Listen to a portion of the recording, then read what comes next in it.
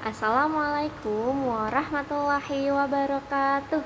Bagaimana kabarnya teman-teman semua? Semoga teman-teman selalu diberikan kesehatan juga keselamatan oleh Allah Subhanahu wa taala.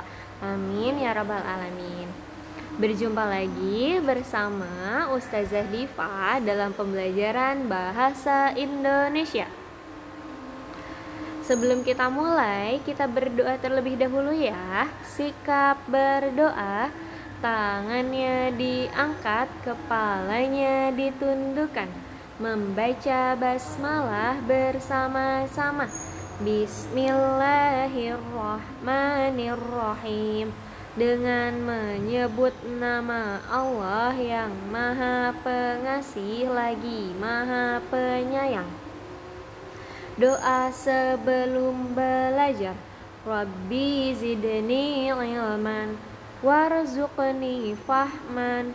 Ya Allah, tambahkanlah ilmu kepadaku dan berikanlah aku kefahaman.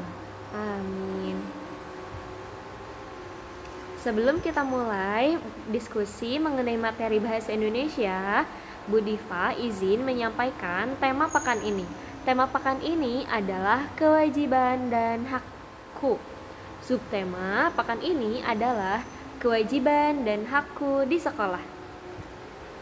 Sesuai dengan Quran surat Al-Mujadalah ayat 11 yang artinya Allah akan meninggikan orang-orang yang beriman di antaramu dan orang-orang yang diberi ilmu pengetahuan beberapa derajat.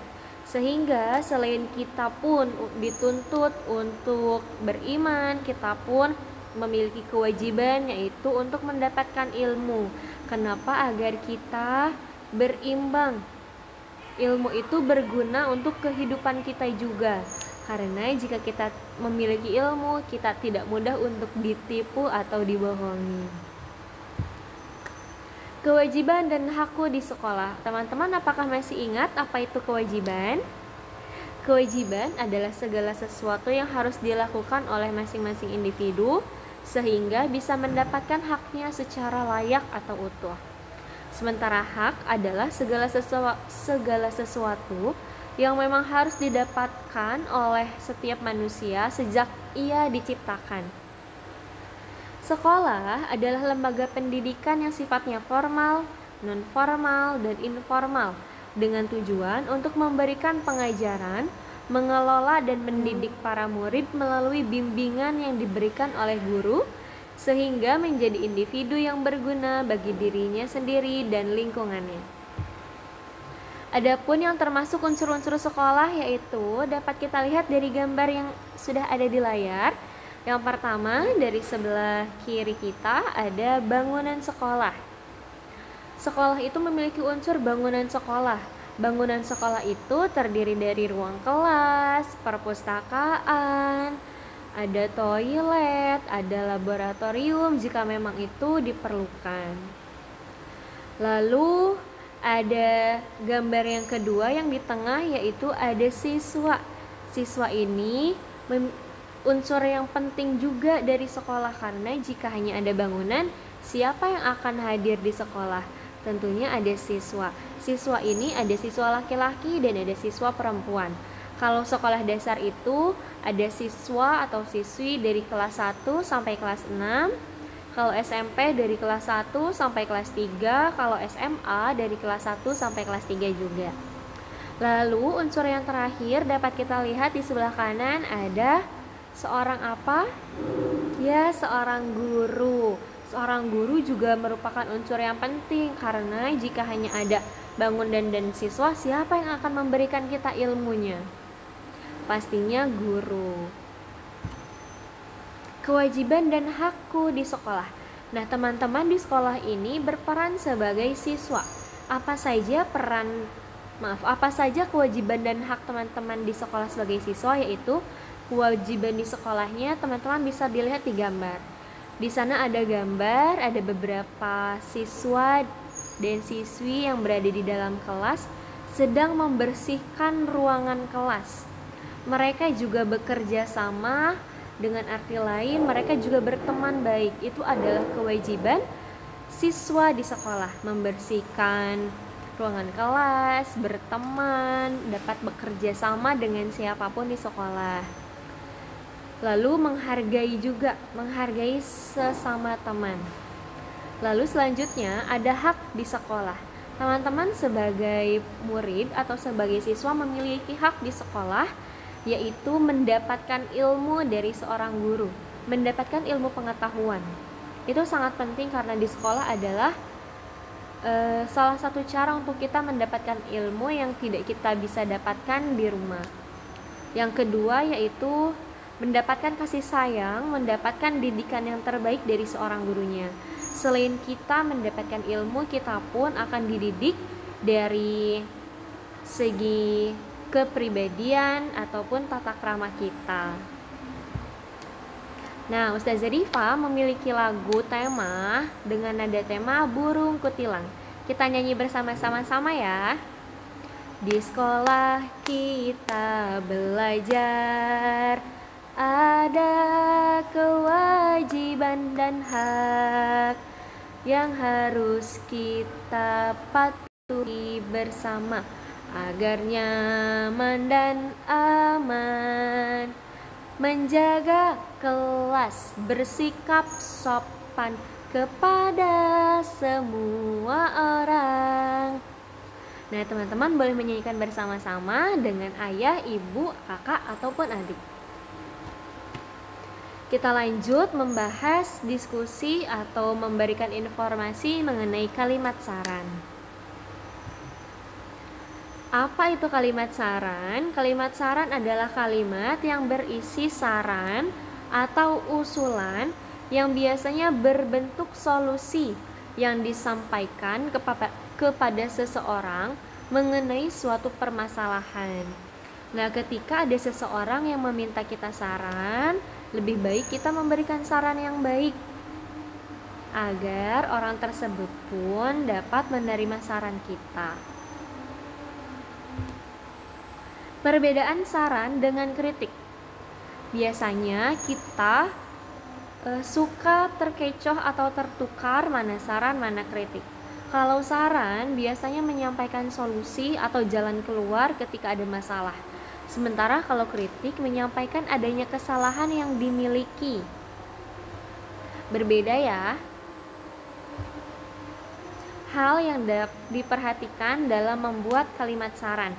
Yang pertama, mengetahui permasalahannya terlebih dahulu. Sebelum teman-teman memberikan kalimat saran atau memberikan saran, pastikan teman-teman mengobservasi dulu masalahnya. Bagaimana masalahnya? Terjadi sesuatu bagaimana? Ada apa? Teman-teman harus menggali lebih dalam suatu permasalahan tersebut. Sehingga sebelum kita memberikan saran, ada baiknya kita bertanya dulu kepada orang yang memiliki masalahnya. Atau kita mendengarkan secara seksama bagaimana persalahannya, lalu kita dapat memberikan saran. Yang kedua, sampaikan saran dengan bahasa yang baik, sopan dan santun. Ketika kita memberikan saran dengan bahasa yang baik, sopan dan santun, insya Allah saran kita dapat diterima oleh orang yang membutuhkannya. Lalu yang ketiga, dapat ditambahkan dengan argumen atau alasan atau pendapat yang mudah dipahami.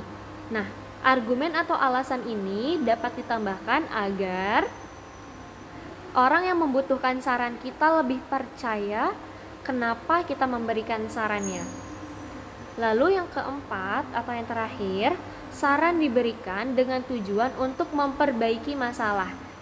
Ya, memperbaiki masalah sehingga kita diwajibkan untuk memberikan saran yang sangat baik dalam segi apapun, dari segi agama ataupun dari segi individunya.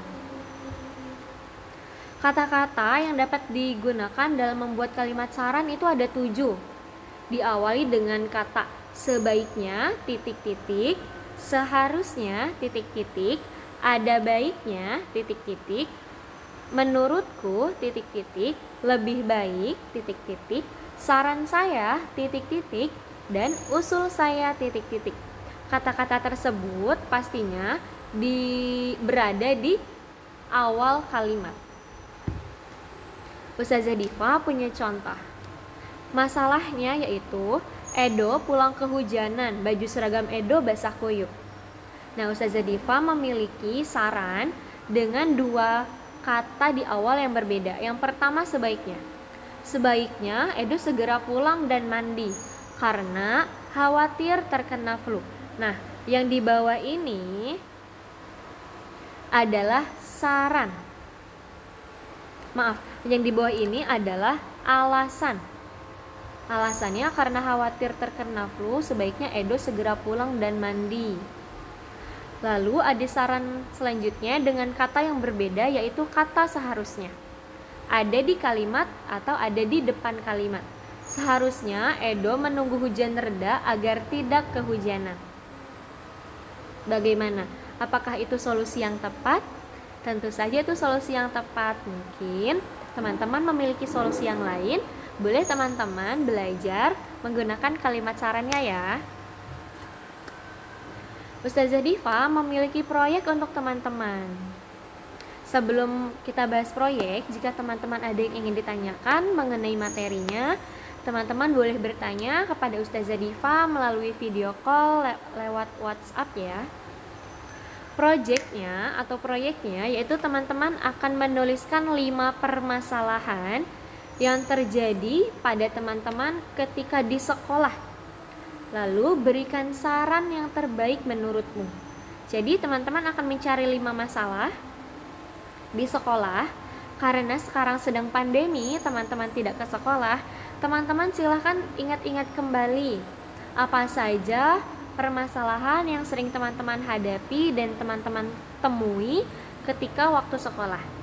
Lalu masalah tersebut silahkan teman-teman berikan saran dengan kata-kata awalnya yang berbeda-beda. Tadi ada 7, sehingga silahkan teman-teman gunakan 5 kata yang berbeda. Apakah ada pertanyaan mengenai proyeknya? Jika ada pertanyaan mengenai proyeknya, boleh ditanyakan saja melalui diskusi lewat WhatsApp ya. Izinkan Ustazah Diva menyampaikan kesimpulan hari ini. Tadi kita belajar mengenai kalimat saran. Dalam menyampaikan saran ada beberapa hal yang harus kita perhatikan. Yang pertama, mengetahui masalahnya. 2, sampaikan dengan sopan. 3, menggunakan kata sebaiknya, seharusnya, usulnya, lebih baik, ada baiknya, saran saya, dan lain-lainnya. Tadi ada 7. Dan setelah menyampaikan kalimat saran, boleh juga menyampaikan alasan yang mudah dipahami. Itu untuk mendukung kalimat yang kita gunakan dan agar orang yang membutuhkan sarannya juga dapat mempertimbangkan saran dari kita. Tetapi ingat teman-teman, untuk memberikan saran, kita sebagai yang memberikan saran tidak boleh marah ketika saran kita tidak diterima. Karena itu adalah keputusan orang yang membutuhkan sarannya. Sehingga kita cukup memberikan saran saja, diterima atau tidak, itu tergantung dari orang yang membutuhkan. Ibroh atau pembelajaran yang dapat kita ambil dari pelajaran kali ini adalah sesuai dengan hadis riwayat Muslim yang artinya, barang siapa yang melihat kemungkaran, maka ubahlah dengan tangannya. Jika tidak mampu, maka ubahlah dengan lisannya. Jika tidak mampu, maka ubahlah dengan hatinya. Dan itu selemah-lemahnya iman. Maka jika teman-teman melihat ada seseorang yang keluar dari jalurnya atau tidak sejalan dengan apa yang harusnya kita jalani, teman-teman boleh menginformasikan dengan secara lisan. Insya Allah lisan kita akan membantu orang-orang yang membutuhkan saran.